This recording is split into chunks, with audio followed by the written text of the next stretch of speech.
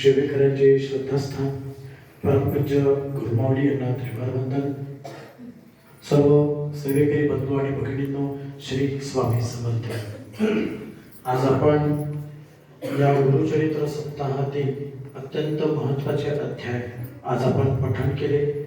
अध्याय क्रमांक 27, 28, 29 पठण करत असताना आपल्याला दत्त महाराजांनी अनेक परअन्नाचे दोष आपल्याला कसे लागतात, अनेक वेळेला स्वामी महाराज वेगवेगळ्या निमित्ताने आपल्याला दर्शन कसे देतात याबद्दल आपण माहिती घेतली.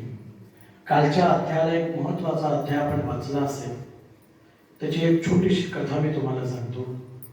श्रीलंकेत राहणारा आणि त्या काळातला सगळ्यात मोठा पंडित दशानन रावण हा भगवान शिवशंकरांचा कट्टर भक्त होता. तो कैलासावरती गेल्यावरती महादेवाला प्रसन्न केलं आणि त्यांनी आपल्या दोन्ही हातांनी कैलास उचलण्याचा प्रयत्न केला. हे बघता क्षणी संपूर्ण कैलासामध्ये हाहाकार झाला. तेव्हा पार्वती मातेने म्हटलं की म्हणे महादेव, हा तुमचा कोणता असीम भक्त आहे जो कैलासच घ्यायला आलेला आहे. त्यावेळेला महादेव आपल्या पायाचा अंगठ्याने त्या कैलासाला दाबतात आणि रावणाची काही बोटं त्या कैलासाच्या पर्वतात अडकून जातात. आईचा हट्ट, आईची इच्छा म्हणून तो साक्षात कैलासातूनच महादेवाला आणायला जात असतो. त्यावेळेला त्या रावणाच्या तोंडून जे कथन निघालं त्याला तांडव स्तोत्र म्हणतात. जटाटवी गलत जल प्रवाहिता हि तस्करे गले विलंबितम भुजंग तांडवम प्रियम. हे तांडव स्तोत्र निघाल्यानंतर महादेव त्याच्यावरती प्रसन्न झाले आणि म्हणे, माग तुला काय मागायचंय? रावण म्हणे, महादेव, माझ्या आईची एवढीच इच्छा आहे की आपण स्वयंभू रूपामध्ये, साक्ष रूपामध्ये लंकेमध्ये राहावं.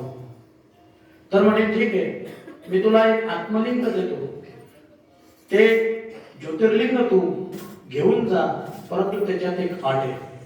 अट अशी आहे की जर हे लंकेत नेताना जर कुठे ते खाली जमिनीला त्याचा स्पर्श केला किंवा जर ते ठेवलं गेलं तर यानंतर ते आयुष्यात कधीच ते ज्योतिर्लिंग उभं होता कामा नये, ते उचलता कोणाला येणार नाही. हा नियम तुला मान्य करावा लागेल. तर म्हणे, ठीक आहे, मी याला जमिनीवर कधीच स्पर्श करणार नाही. आणि म्हणे, जर हा लंकेत स्थापन झाला तर म्हणे, रावण, तू अमर होशील, या भूतलावर तुला कोणीच परास्त करू शकणार नाही. अशा वेळेला तो रावण आपल्या डोक्यावरती महादेवाला घेऊन ओम नमः शिवाय, ओम नमः शिवाय, ओम नमः शिवाय म्हणत म्हणत लंकेकडे निघाला. निघता निघता त्याला आपला महाराष्ट्र देश लागला. आणि या महाराष्ट्र देश लागता बरोबर नारद मुनी गेले भगवान विष्णूंकडे आणि भगवान विष्णूंना बोलले, हो म्हणे, महादेवानी आशीर्वाद दिलाय म्हणजे रावणाला. नारायण आता कसं होणार? आता म्हणे तो सगळीकडे आक्रमण करेल, लोकांना त्रास देईल, देवतांसोबत युद्ध करेल, रावण हा अमर होईल, तुम्ही काहीतरी करा.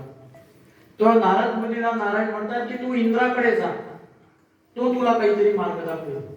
इंद्राकडे जाऊन नारद मुनी तिथे काडी लावून येतात. त्याला म्हणतात, इंद्रदेव, तुला माहितीये का काय घटना घडली? रावण आता कैलासातून साक्षात महादेवांची ज्योतिर्लिंग लंकेत घेऊन चालला आणि उद्याला तो तिथे स्थापन करणार आणि परवाला तो तुझ्यावरती आक्रमण करणार आणि तुझ्या बायका पुरांसकट तुला हाकलून देणार. आता तू कुठे जाशील? इंद्राचा त्याचा काही संबंधी काही तिथे काडी लावून टाकले. इंद्रदेव रडत रडत रडत महादेवकडे